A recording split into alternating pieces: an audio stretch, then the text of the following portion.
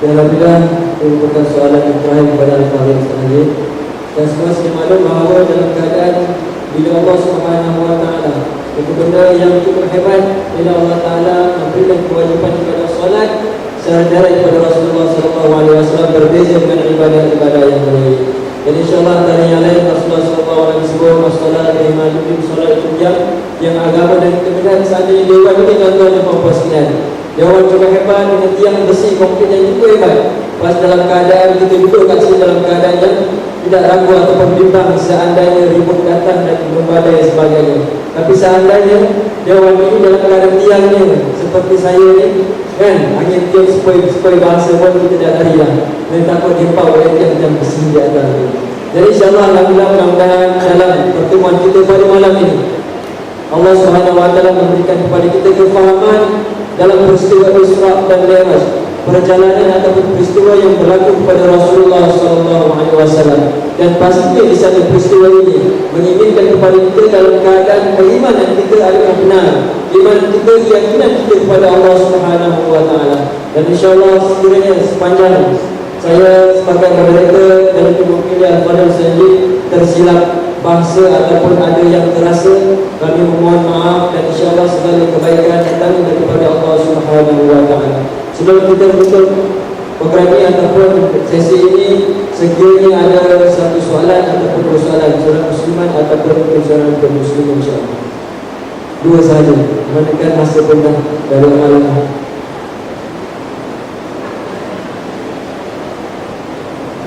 Seorang muslimin dan seorang muslimah, insyaAllah. Okey, silakan.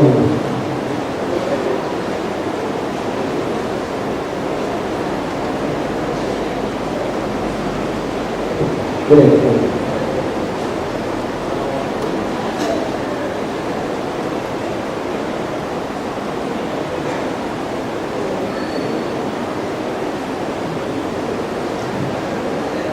Assalamualaikum warahmatullahi wabarakatuh. Saya Salimudin bin Ahmad Jalil. Daripada anak-anak sehingga ke akhir hayat, daripada Bukit Beruang sampai ke negeri China, ada masanya diwajibkan dan ada masa diharuskan untuk ilmu. Tetapi zaman sekarang ni ada banyak ustaz. Ustaz ni bila seorang semuanya boleh dijawab. Tapi nama ustaznya ustaz ni bila kata kita ni soalan, dia kata rujuk pada Al-Google. Dari Asyik Al-Banah Al-Google. Apa pendapat ustaz tentang ustaz-ustaz yang kami? Sekian, terima kasih. Alex Satul daripada Muslimat.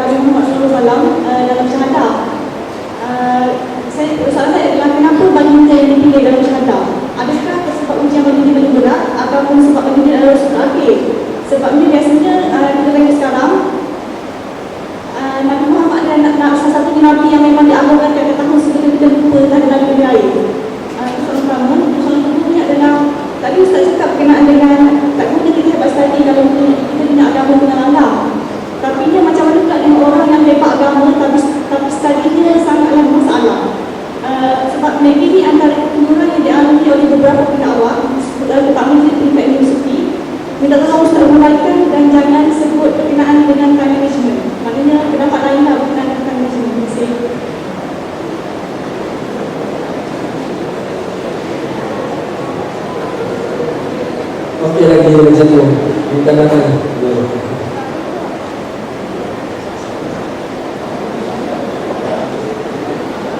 Assalamualaikum warahmatullahi wabarakatuh. Saya akan satu soalan. Manusia sekarang ni saya rasa suka kepada mencari sebagai kepelikan. Setelah tadi Ustaz Najib dah sebut tentang kepelikan yang mana boleh mendatangkan keimanan kepada diri seseorang.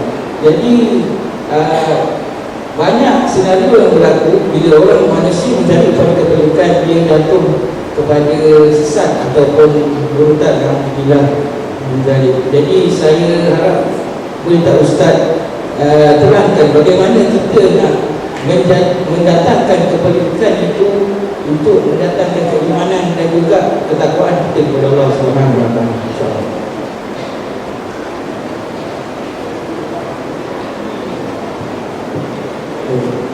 Assalamualaikum warahmatullahi wabarakatuh. Alhamdulillah wassalatu wassalamu ala Rasulillah wa ala alihi wasallam. Jawapan pada soalan yang pertama, wa utitu min al-ilmi illa qalila, tidaklah memberikan ilmu kepada kita melainkan kadar sedikit. Baik, saya jawab sekadar dengan saya. Yang pertama sekali, apa hukum merujuk kepada Google? Kadang-kadang tak semua ustaz jadi tahu semua benda, dan pelik kalau kita tahu semua benda. Sebagaimana kata Imam Athaillah As-Sakandari, salah seorang ulama tasawuf, apa dia kata? Iza ra'aita ahadan yujibu an kulli ma su'il wa mu'abbiran an kulli ma syahid wa dhakiran an kulli ma ulim fastadillu bidzalika ala wujudi jahil. Kata dia, kalau kamu melihat bertemu dengan orang-orang yang mampu menjawab pada setiap persoalan dan mampu menjelaskan pada setiap benda yang dia tengok, dan mampu juga mengingati pada setiap benda yang dipelajari, ketahuilah orang itu adalah orang yang jahil. Kata Imam Athaillah. Itu yang pertama. Yang kedua, Imam Syafi'i sendiri menyebut, dia kata nisful ilm la adri, separuh daripada ilmu itu adalah tidak tahu. Kalau ada orang yang mengetahui semua benda, maka orang itu adalah orang yang cukup pelik lah. Mustahil untuk berlaku keadaan yang macam itu. Baik, walau bagaimanapun kadang-kadang mungkin berlaku ustaz-ustaz yang dia tidak tahu. Sepatutnya kita ambil apa yang disebut dalam Al-Quran. Apa Allah kata? Fas'alu ahli dzikri in kuntum la ta'lamun. Tanyalah orang yang berpengetahuan sekiranya kamu tak tahu. Hari ini disuruh kita cek pada Google. So apa hukum kita nak cek sesuatu benda boleh Google? Hukumnya harus. Tetapi dia ada syarat-syarat yang ketat yang kita kena letakkan. Syarat yang pertama, tengok dahulu kepada orang yang menulis. Kerana daripada orangnya kita dapat tahu seorang itu beramanah ataupun tak beramanah. Buat sebagaimana ulama hadis, cek dulu perawinya siapa. Takut-takut perawinya jenis yang kaki pendusta, kaki pemuntah-belik, ataupun orang yang suka bercakap berdasarkan hawa nafsu, maka orang elakkan daripada ambil pandangan dia. So kita ambil orang yang istiqamah, dipercayai pada ilmunya, pada amalnya, akhlaknya, orang ini kita terima pandangan dia. Yang kedua, tengok pada isinya. Isinya selagi mana isinya itu datang daripada semua dalil-dalil yang sahih, Al-Quran, hadis, juga hadis yang sahih, maka kita terima. Sebagaimana juga kata Imam Syafi'i, in kunta 'alal haqq fa'ti bil dalil. Kalau kamu berada pada kebenaran, bawalah dalil yang benar. Idza sahal hadis fahuwa madhhabi. Kalau betul hadis, itulah madhhab aku. Bila dia bawa dalilnya, dalil yang bertepatan dengan Al-Quran, dalil yang datang daripada sumber yang sahih, maka tak ada masalah untuk kita terima walaupun datang daripada Google. Bahkan datang daripada mulut orang bukan Islam sekalipun. Bagaimana kata ulama-ulama Afrika, kata-kata yang cukup terkenal. Al-hikmatu dhalatul mu'min fa aina wajadaha fa hiya haqqu biha. Hikmah itu barang tercicir orang-orang yang beriman. Kat mana kamu jumpa, kamu boleh ambil. Walaupun pada bukan orang Islam, selagi mana tidak bertentangan dengan Islam. Macam berlaku di sekolah Montessori.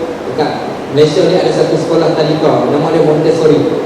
Montessori ni satu sekolah tadika yang hebat, mahal, nak masuknya 2,400 pendaftaran untuk budak-budak kecil. So dia ajar dalam tu, kadang-kadang bila teacher ni dia ajar anak murid tak faham apa dia buat, dia peluk anak murid dia, kemudian dia lepaskan. Ibu bapa datang tanya saya, dia kata, Ustaz, teacher kat sekolah tu pelik, bila dia ajar kepada budak-budak dia peluk. Adakah dalam agama kita boleh buat macam tu? Saya kata, kenapa tak ada? Kita tak buat, tapi orang bukan Islam buat. Kat mana dia ambil? Ketika peristiwa turunnya surah yang pertama, dipeluknya Nabi untuk mendatangkan ketenangan.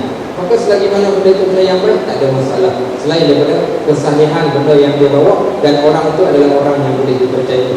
Tapi jangan mencedok macam berlaku dalam WhatsApp, dalam Facebook orang sebarkan cerita tentang bulan Syawal, cerita tentang itu. Tukang forward pula ustaz-ustaz sendiri yang tukang forward. Kadang-kadang yang ustaz-ustaz yang tak check. Ini yang kita kena pasti. Ustaz sekalipun mereka bukanlah orang yang maksud. Kadang-kadang mereka terdedah juga kepada kesilapan. Bahkan termasuk juga dengan saya yang bercakap. Okey, baik. Yang kedua, okey, Nabi Muhammad dalam syahadat.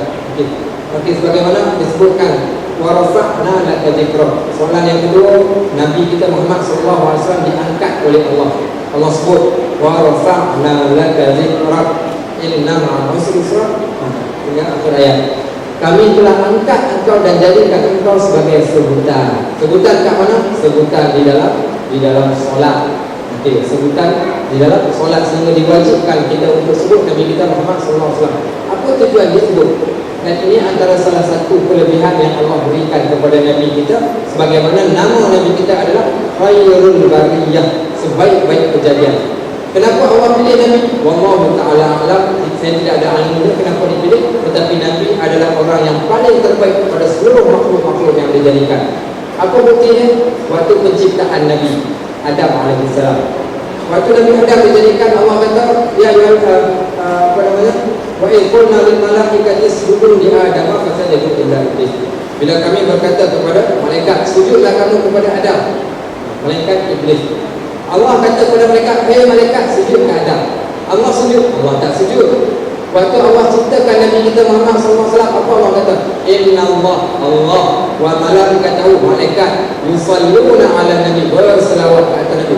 Allah dan malaikat berselawat ke atas Nabi. Sedangkan Nabi Adam, malaikat saja yang memuliakan, Allah tak disebut pun dalam itu. Ini antara kelebihan yang Allah berikan kepada Nabi kita Muhammad sallallahu alaihi wasallam, dan mungkin ada kelebihan-kelebihan yang lain yang kalau kita cari kita akan ketemu dalam bab itu. Baik, yang seterusnya, mencari kepelikan.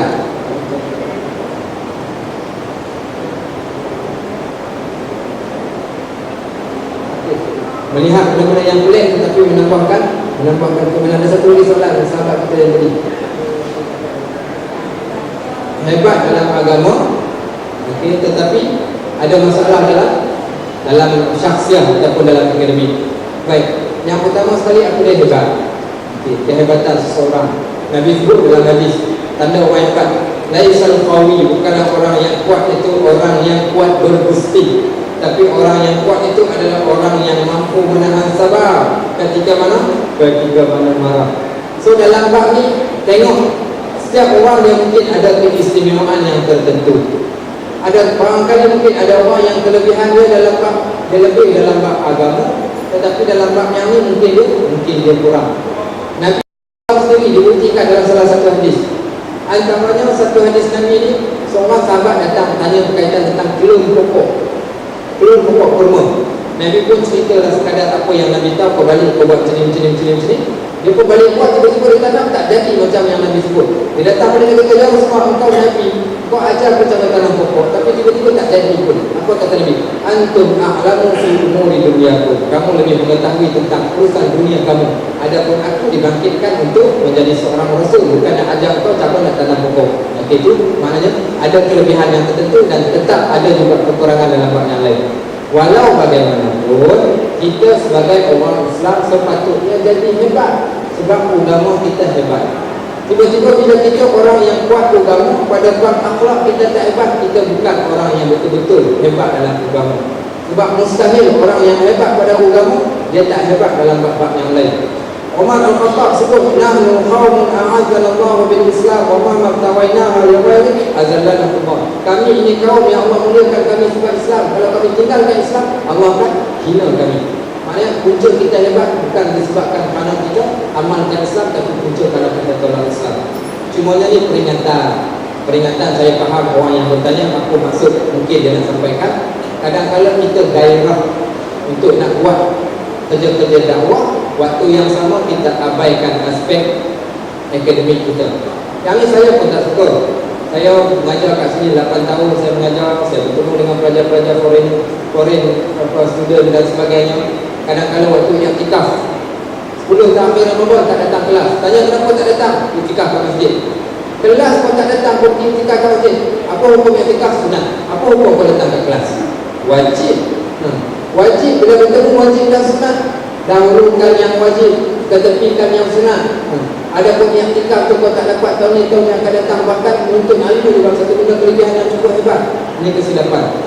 Ada orang kadang-kadang juga dalam bab yang lain. Contohnya, ada orang dalam bab cara berpakaiannya, tutup aurat cukup lengkap, tapi pengotor yang amat sangat.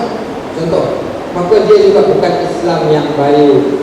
Sebab apa Islam tak boleh ambil satu juzuk, ditinggalkan juzuk-juzuk yang lain. Nak ambillah keseluruhan dari Islam. Kalau ambil keseluruhan, sudah pasti kita akan jadi orang yang cukup excellent. So itu antara komen saya dalam bab ini.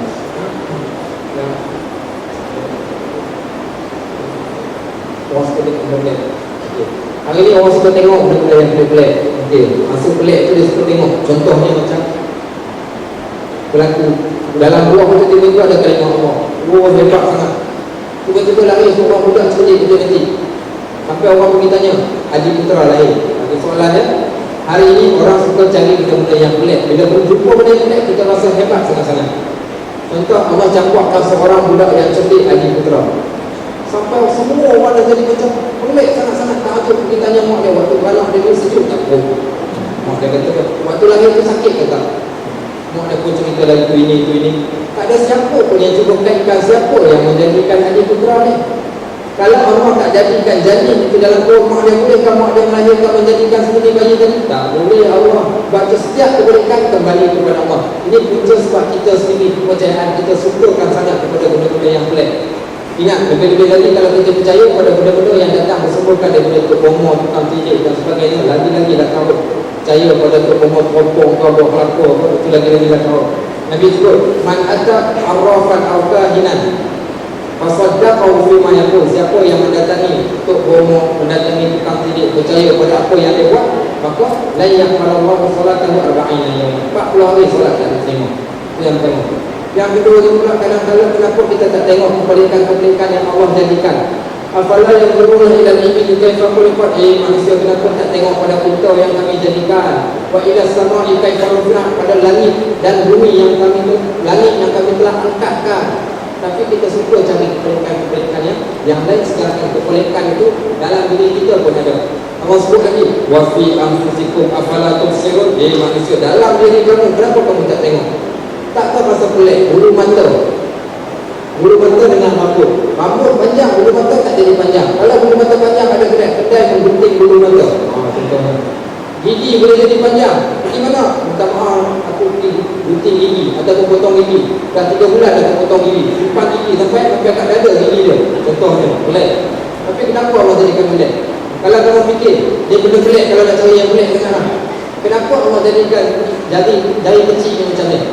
Kenapa tak jadikan kecil macam gigi?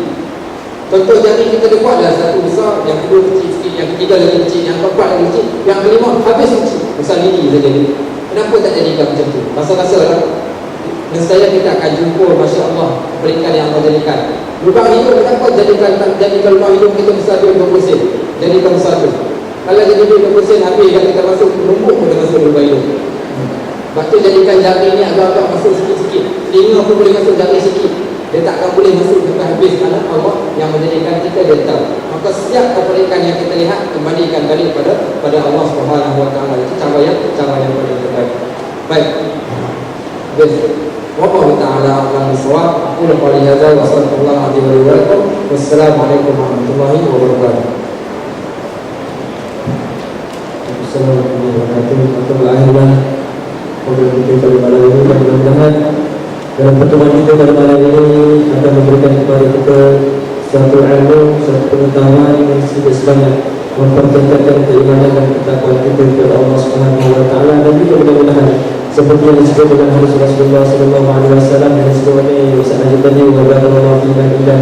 Mudah-mudahan hari ini kita ada di sini, dan insya-Allah pada program-program seterusnya yang akan datang, sekiranya ada program atau juga ada program drama dan sebagainya, mudah-mudahan kita juga nama-nama kita juga ini sentiasa disebut oleh Allah Subhanahu Wa Taala untuk hadir sama dalam untuk lebih dekat dengan Allah Subhanahu Wa Taala. Assalamualaikum warahmatullahi wabarakatuh. kepada Ustaz Muhammad Najib dan Ustaz Muhammad Lutfi di atas perkongsian idea yang telah diberikan sebentar tadi. Diharapkan para hadirin sekalian dapat mengambil ilmu penting dan iktibar serta pengajaran yang bermanfaat. Seterusnya majlis mempersilakan Encik Zanzuri bin Abdul Majid untuk majlis penyampaian cendekia hati. Dengan segala hormat yang dipersilakan.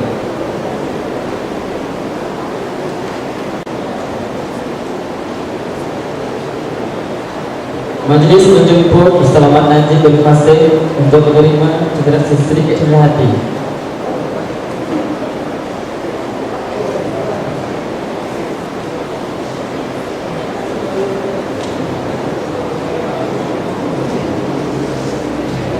Dan seterusnya dijemput Ustaz Muhammad Lutfi.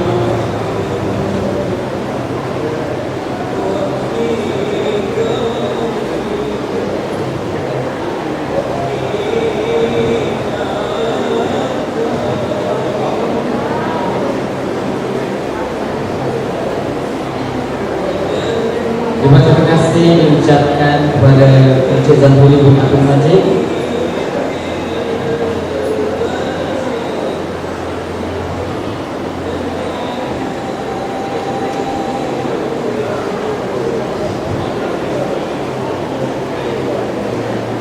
Di sini terdapat satu pengumuman di mana pada 8 Jun 2014 Arabic Culture Society akan menganjurkan suatu program yang bertemakan Who Am I? Nuh alaihi salam, Ulul Azmi Prophet, The Man with the Ark, yang bertempat di CFC 001 selepas asar pada pukul 4.30 petang. Sedikit penerangan tentang program ini. What is Who Am I? Seek to answer question who we are in this life as Khalifah Allah by understanding the character of our prophets. This series of Who Am I will talk more about Ulul Azmi prophets. This talk will be continue until the Who Am I conferences. Dengan ini maka berakhirlah majlis kita pada malam ini dan dijemput Ustaz Najib dan Ustaz Lutfi dan para VIP untuk menikmati sedikit jamuan yang telah disediakan di ruang solat majlis Al-Irsyad. Dengan segala hormat yang dipersilakan. Dan seterusnya juga dipersilakan kepada hadirin sekalian untuk menikmati sedikit jamuan yang telah disediakan di belakang dewan. Dan untuk pengetahuan hadirin sekalian, sesiapa student yang belum lagi mendaftar di kaunter pendaftaran, sila berbuat demikian. Sekian, wabillahi taufiq wal hidayah. Wassalamualaikum warahmatullahi wabarakatuh.